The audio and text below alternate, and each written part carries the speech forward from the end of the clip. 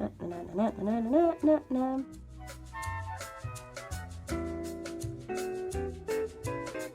so here's a look at stitch number 13, and this is for our Tunisian sampler throw.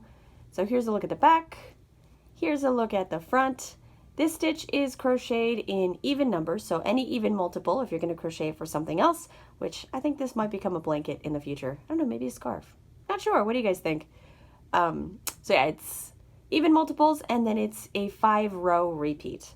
So we're going to work a width of 30 stitches, and then it's going to be 27 rows. I know, it's multiples of 5, but you'll see why later. So 27 rows, and then it's also going to be the foundation row and the bind off, so a total of 29 if you want to include those two.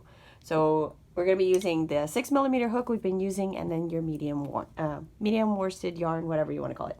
All right, so let's get started. All right, so we're going to begin with, well, at least for this small sample, I made a chain of 12 stitches, so any even number, and then I did a regular foundation row. So for those of you that have no idea how to do this, this is video number 13 out of a series of 30. So if this is the first video you're watching, I'm going to link the playlist up here. So just begin from video number 1 and catch up to where we are now. I'll show you how to do the slip knot and then the chain and how to cast on a foundation row. For those of you that are more experienced and have been following along, thank you so much. All right, let's continue.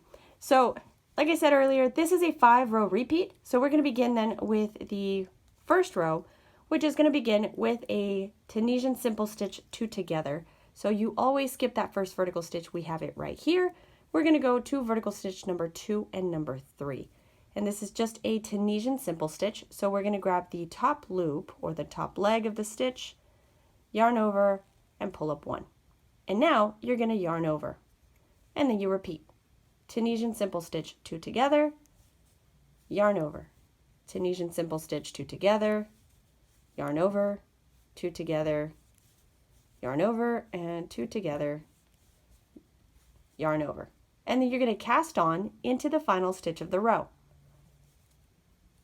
And you're going to finish this row by completing a return pass. And this is just a regular return pass. So it's yarn over, pull through 1. And for the rest of the loops, it's yarn over, pull through 2 until you are left with just the 1 loop on your hook. And then I'll work through this here quickly. And there we go. All right, so for row number 2, it's very similar to row number 1, but we begin with a yarn over. So yarn over, and then Tunisian simple stitch 2 together. Now, here, let me move this real quick. Vertical stitch number 2 is right here. Vertical stitch number 3 is going to be an open stitch like this. So this is the back leg. So don't use this one, use the front leg, which is going to lay diagonally like this. So yarn over, and then Tunisian simple stitch 2 together, yarn over, Tunisian simple stitch 2 together, yarn over, 2 together, yarn over, 2 together, and then yarn over and 2 together. And then do not yarn over at the end because you already yarned over at the beginning of the row. So once you cast on into this final stitch of the row, just double check that you have the same number of stitches as the number of stitches that you chained. So I chained 12 for this small sample, so I should have 12 loops on my hook. Now for the square, I chained 30, so I should have 30 loops on my hook when I'm done with row number 2, or any of these rows for that matter. At the end of the row, you should always have 30 loops on your hook. All right. Now you complete a return pass, and this is just a regular return pass, nothing fancy here. And then the next few rows, because a lot of you have been following the series now for a while, so the next few rows are going to be really, really simple. So it's going to be a row of purl, a row of Tunisian simple stitch, and a row of purl. So purl, simple stitch, purl. That's all it is. So if you've never seen the purl stitch, skip the first vertical stitch. We're going to go into the next one, which is this one right here. Remember that this is the front leg. So you're going to reverse yarn over. So hold the yarn in front of your hook like this, hold it down, insert your hook behind the top leg or the top loop of the second vertical stitch. You're going to release your yarn, loop it under the stitch, and behind your hook. And now you're going to yarn over, and this is just a regular yarn over, and pull through. So we'll do that one more time in the next stitch. You reverse yarn over, hold it down, insert your hook behind the top leg of the vertical stitch, release your yarn, loop it under the stitch and behind your hook, yarn over, pull up a loop, and that's it. So you're going to purl stitch in every vertical stitch of the row. And then you complete a regular return pass when you are done. All right, so your row should look like this when you're through. For row number 4, you're going to Tunisian simple stitch. Skip the first vertical stitch, go into the second one, and just insert your hook behind the top leg of the stitch, yarn over, and pull up a loop.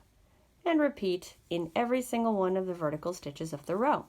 So Tunisian simple stitch all the way across in this row, and then complete a regular return pass when you are through. The next row is just a repeat of the previous row. So over row number 3, you're going to crochet a row of purl stitches and then complete your row with a regular return pass. So I'll get that started here with you guys in case anyone needs to see it again. But that's it. Those are your 5 rows. So here we go. You're going to reverse yarn over, insert your hook into the stitch, regular yarn over, and then just repeat. So you're going to repeat these 5 rows a total of 5 times. So here's one repetition because it ends in the second row of purl. So this is row number 3, row number 4, row number 5. So here's a section of 5 stitches. So repeat this 5 times. So we've got here, here, here, here, here. And then you're going to do these 2 additional rows. These 2 additional rows, it's a row 1 repeat and a row 2 repeat. And then you close with a bind off. For those of you that have been following the series, this is just a Tunisian simple stitch single crochet bind off. If you have no idea what that means, don't worry about it. I'm going to work on making this sample just a little bit bigger and I will show you what that looks like. But yeah, give me just a moment and I'll be right back and show you. All right, so I went ahead and finished that the 5 rows, and then I did a row 1 and a row 2 repeat. I was going to make a bigger sample, but you can't really see the stitch that well in this lighter yarn, which is always the opposite. It's crazy. I thought that was very interesting. So you can see it a lot better in this blue yarn. Anyway, so now for the bind off. So once you've completed your 25, or I guess your 5 repeats of rows 1 through 5 plus row 1 and 2, you're ready for your bind off. The bind off is going to begin on what would be a purl stitch repeat, but we're going to crochet this as a Tunisian simple stitch single crochet bind off. So inserting your hook into the second vertical stitch, just like you would a Tunisian simple stitch, you're going to insert your hook behind the top leg, yarn over, pull up a loop. Once you have 2 loops on your hook, you yarn over and pull through 2, and that's it.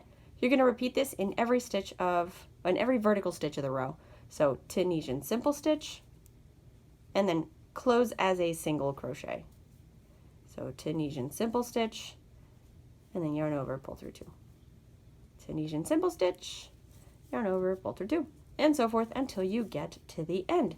Don't forget to chain 1 once you are done. So once you completely cast on into the final stitch of the row, chain 1, cut your yarn, weave in your ends, all that good stuff. But I'm almost there, so here when you get to the end.